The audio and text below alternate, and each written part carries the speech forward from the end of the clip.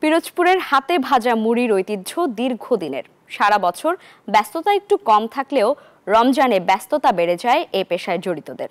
তবে ধানের দাম বৃদ্ধির কারণে মুনাফা অর্জনে হিমশিম খাচ্ছেন এই শিল্পের সঙ্গে জড়িত উদ্যোক্তারা। গোলাম মোস্তফার তথ্য ছবিতে দেখুন ডেস্ক রিপোর্ট। পিরোজপুরের হাতে ভাজা মুড়ির ঐতিহ্য দীর্ঘদিনের। রমজান মাসে ব্যস্ততা বেড়ে যায় শ্রমিকদের।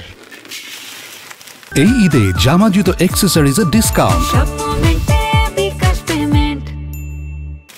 ভৌগোলিক কারণে মুড়ি উৎপাদনে পিরোজপুর অনেকটা এগিয়ে। এ জেলার হাতে ভাজা মুড়ি রাসায়নিক মুক্ত ও সুস্বাদু হওয়ায় আশেপাশের জেলাগুলোতে রয়েছে ব্যাপক চাহিদা। সম্পূর্ণ মেডিসিন মুক্ত, শুধু লবণ আর জল, আধ্যাত্মিক যুগের মুড়ি ভাজা, সম্পূর্ণ ইউরিয়া সার মুক্ত।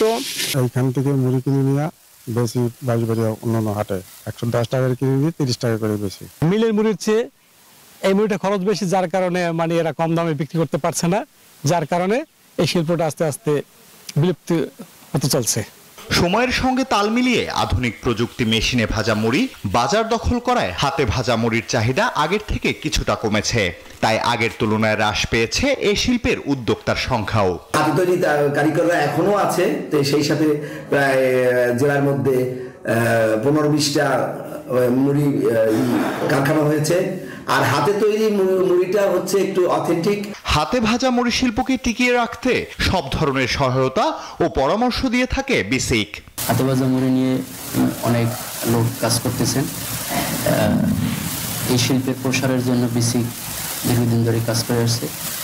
আমাদের ক্ষুদ্র ঋণ সহায়তা রয়েছে, তাদের আর্থিক সহায়তার প্রয়োজন হলে বিসিক তাদের সবসময় পাশে থাকে। প্রায় অর্ধশত বছর ধরে হাতে ভাজা মুড়ি শিল্পের সঙ্গে জড়িয়ে আছেন বেশ কিছু উদ্যোক্তা ও কারিগর। বংশ পরম্পরায় তারা শত চড়াই উতরাই পেরিয়েও টিকে আছেন এই পেশায়। আল হাদি খান, ডেস্ক রিপোর্ট, নিউজ 24।